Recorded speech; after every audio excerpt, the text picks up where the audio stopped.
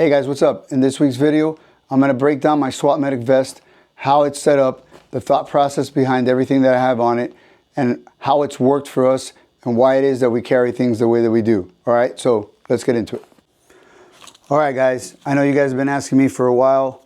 Those that have been following me for some time, you've been asking me for gear breakdown. So I'm going to start with my vest. And the reason I'm going to start with my vest and not with my belt is because we are transitioning from this first spear plate carrier to a cry plate carrier, which the team already has. I have mine, it's at home. And I just have to transition all my gear off of this to that. So I figured, let me show you guys how I've been running this for several years now, while 5 or so years that we've had this system, and why I have things the way that I have them set up. Okay, I always try, you know, I was in SWAT first before I came to fire, so I always have the tactical mindset first, because we can't really do medical if the tactical scenario is askew, right? All right, so like I said, it's a first spear plate carrier. It's level 3 all the way around. Inside there are paraclete plates, front and back, which I always have front and back. I never take them out. They're level 4. Over here I have a no frills, just Home Depot Husky headlamp that I'll throw on around my neck before I put, after I put this thing on, or before, whatever, it doesn't matter. I have trauma shears that I have tucked in here in the molly, right? These are loose, but for redundancy, and you'll see later, I have another set inside my med pouch in the front here that are attached with a North American bungee. All right, so coming down the vest, talking about lights, I have a Tomahawk multicolor light here in the front. All right, that is great because I can put it whatever direction I want, and I can kind of go, I don't have to touch it once I set it. And if I'm working on something, it gives me plenty of light. It's a great light.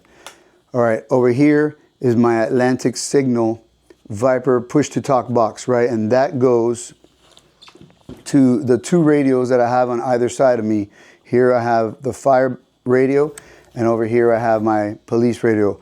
They're both Motorola Apex radios, and it all goes connected to this, if I can find the cable here, to this downlink wire from my helmet to the push-to-talk box. I'm looking down here because I'm looking at the monitor to see that you guys can see what I'm showing you. All right, so this plugs in here, and then on this push-to-talk, I have PD on my left side and fire on the right, independent radio systems. So if something happens, I could get going the plan that I have with the transport unit that we have outside. And then this is a Team Wendy helmet with a Peltor system, okay? So we don't run, if we're not detached to the team full time, we don't have the nods. Nods are kind of a touchy subject anyways, because I don't think that I would be treating somebody under nods. And I think that whole thing with, at least in the civilian realm, medics with nods, it looks cool. I mean, you can use it to move up in an open field or something like that. But I think if there's shots fired and there's an officer down, I think the gig is up and everybody knows you're there. So there's not going to be much snooping and pooping, right? So the nods that we do have their own, they run on a battery, 1 battery, and or you can use the battery pack that I have the pouch for in the back. Okay, so that's my helmet. And now the cable got stuck. All right, so like I said, 2 Motorola Apex radios, and I know that we have a transport unit on every operation, 3 houses down the street. So we have that luxury. I know that a lot of you guys out there don't have that luxury, or you might not ask for a transport unit unless something actually happens. We don't run like that. We run with a transport unit on every operation. They show up to our briefing. If I get to do a face-to-face, and I've done a video on how we do medical briefings in the past, and I'll put it at the end or up here on a card. We have them, and we do a medical briefing with them before the operation goes down. So if you want to see that video, I'll put it here. All right, so I finished at the push-to-talk. I have my Tomahawk multicolor light, the 2 radios, all right, and then going down the plate carrier, I have my eye protection here. I have a plastic beaner with my gloves, all right, a roll of tape here on another plastic beaner, and then I have, this is a Spiritus Systems microfight pouch, right? It wasn't intended for medical, but we got them issued, and we got these and we turned them into basically an IFAC, right?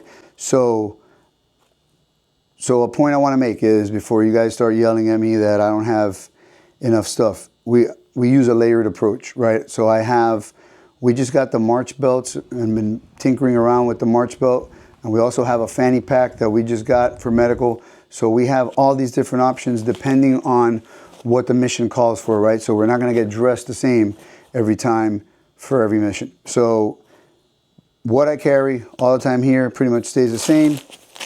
All right, inside this pouch, I have your standard March algorithm for 1 or 2 guys, right? I have my own IFAC is on my belt. So if something happens to me, they'll come and use my IFAC. If something happens to one of the guys, I'm going to use their IFAC first. But if I needed more, I have this, right? So that's the idea with IFACs. You don't need to be carrying 1,000 tourniquets and 1,000 chest seals, because the guys should have them on their person, right? So in here, I have just regular roll gauze, 2 of those that I can use if I run out of hemostatic dressing. I can use that to pack.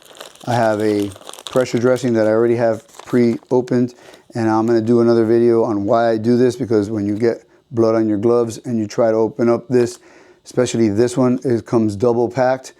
This is shrink wrapped on the outside and shrink wrapped on the inside. So if you have bloody gloves on and you're trying to open this, you're going to probably have to hand it off to somebody, because it's a bear to get this open. All right, I have some Kata gauze. I have a SWAT T tourniquet, right? And before you yell at me, this is not for me. This is for somebody else. I carry this specifically for if we have a dog go down and I have to put a tourniquet on one of the canines, I can use the SWAT T. Or if I have a smaller person, a kid or something, I can use this where I wouldn't be able to use a cat. So I have the SWAT T there. I have multiple chest seals. I have 2 sets. I have a hyphen and I have halo. I have 2 MPAs, all right, 28 French, and then I have 2 North American Rescue needle decompression needles at the bottom, and I have a space blanket. So that's what I'm carrying in here, and I'll put all that back afterwards.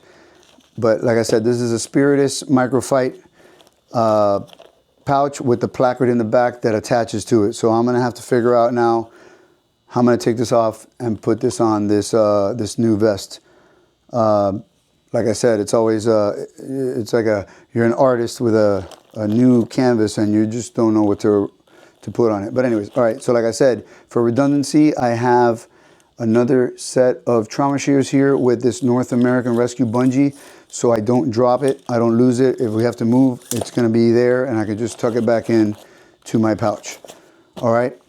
So down here, I have my own tourniquet. All right, I have one here, and then I have one on my belt in the back. So I have one to deploy this way and one to deploy the other way, depending on where I'm hit. If I'm hit on the left arm or the right arm, that's where I will go. All right, continuing on down the vest, I have this pouch that was originally an IFAC pouch, but I already have this. I have either the fanny pack, I have the March belt, I have my own IFAC.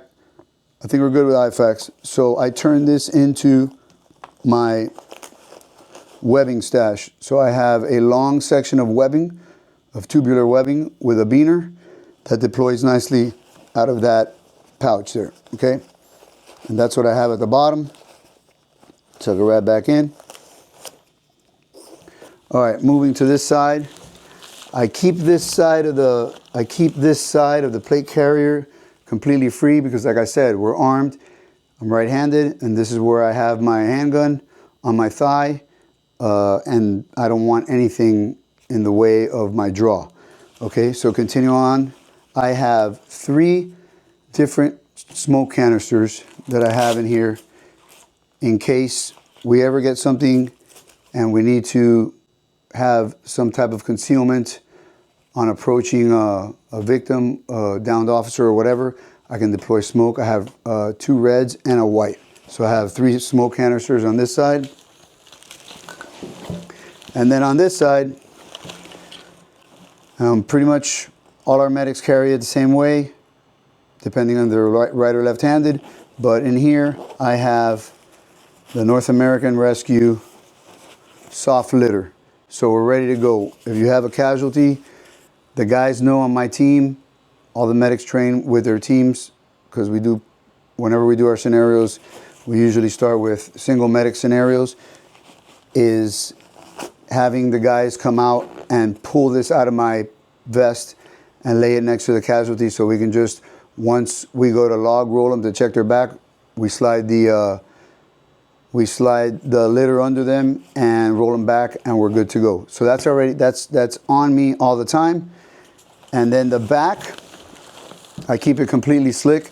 I know I've seen some, we have a couple of guys that have a bungee back here where they keep their webbing, their tubular webbing. I don't like it like that because I have obviously a med bag that I carry, and I don't want that bulk sitting there, especially if we have to ride in the Bearcat or something and I have the backpack on. I don't want to have the extra thing pushing out on one side. So I had that, one of the guys gave me that little IFAC in the front, and I made that the webbing pouch in the front because I just think it's easier. I could just pull it myself if I need to do a hasty harness, a halo harness, or I can drag somebody with it, right? So like the back is completely flat, and it is like that because I carry a backpack. So I'd love to hear, because obviously you guys might do things differently and might have even awesome suggestions on other things that we can do with the vest. Like I said, once I have the Cry vest set up, I will knock out a video on that. And if you have any questions, drop them in the comments, or tell me what you think, what you like, what you don't like, what you would do differently. I think I pretty much covered everything, so I'm not going to drag this video on. All right, so if you, like I said, if you have any questions or any suggestions, put them in the comments. And until next time, remember, the time chooses you, so stay safe. Peace.